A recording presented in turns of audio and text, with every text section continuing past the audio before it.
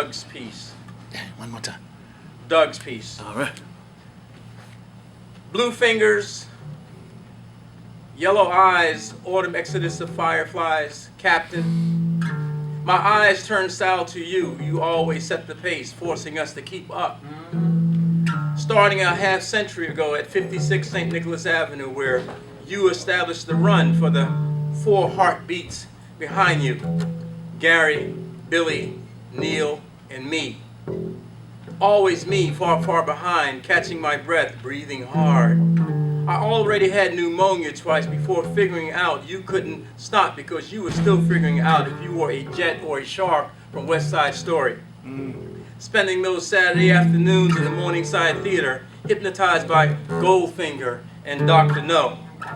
Your sister Peggy was always giving us grueling dance lessons on the Heat Wave, the skate, and the uptown version of the twist, determined to turn us into the Pips. Watching Jackie Wilson stroll down 7th Avenue, stopping in the barbershop for his new process. Jet black, jet black, jet black. Before the matinee at the Apollo and then the evening show, me, that 4th heartbeat behind you, playing stickball, learning the sewer to sewer rule. During our 7-year-old innocence one cold February night, we sent arcs of urine from the rooftop, watching the steaming streak of silver turn golden in the snow below, barely missing Mrs. Bell when she leaned out the window on the 2nd floor. The following spring, the Mets played their first game in the Polo Grounds with a catcher by the name of Choo Choo Coleman. And Willie Mays came through with the Exiled Giants giving out New Spalding, showing us how to really play the game. Floyd Patterson in the penny candy store buying us Mary Janes, showing us feints and jazz before fading away in the shadows of a new guy by the name of Cassius Clay. That summer we spent lazy afternoons slurping purple ice pops, drinking white rock grape sodas, my teeth and tongue a deep purple, making my very yellow bumblebee eyes really, really glow. In the mornings you bagged groceries in Raymond's store, sometimes from dawn to dusk, Captain, sometimes from dawn to dusk. Earning your own nickels, dimes, quarters, nickels, dimes, quarters, nickels, dimes, quarters. Showing us how to graduate into the world of work. Paying allegiance to our parents and our aunts, Uncle Bill moving 2 tons of trash a day on his sanitation truck with his Popeye arms. After there was no more water for the fire, you moved to the Bronx. A world away from Harlem, Uncle Wesley's no-look passes in the Armory.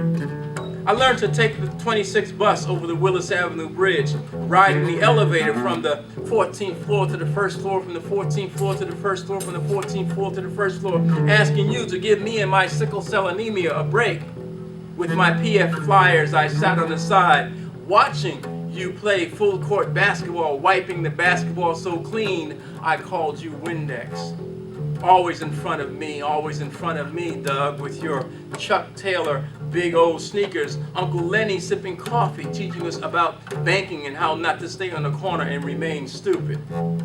The promise you made, Doug, to escape somewhere, the first to have a car, taking us to Uncle Pat's rib joint where even the sliced bread stood attention over the barbecue sauce.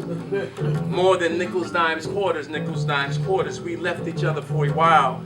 Me, deeper into Brooklyn, more girls, stickball, R&B. Then down into the southeast, counting grapefruits, so they fell off trucks. Seeing my father, who didn't tell his wife and 2 kids he already had 3 other wives and 4 kids. In Vero Beach, where I was asked out of a bar, too many Goldwater, Confederate, and Wallace stickers eyeballing me. Moved back to New York for a while, Doug, couldn't find you. Me still trying to understand my sickle cell anemia crises, less frequent now. You asked about it during 9/11 when we talked about my sister Denise over double mint gum, her 9-inning demise from the double stroke and double renal failure. Shared our thoughts of Miles, Mingus, and Monk. I can still play the Duke of Earl, taking that long, smooth ride to see you. Good, D, you said. We need to get closer. No longer did I feel so far away, craving our grandmother's codfish cake, spice buns, and early morning coffee, realizing only hummingbirds fly backwards.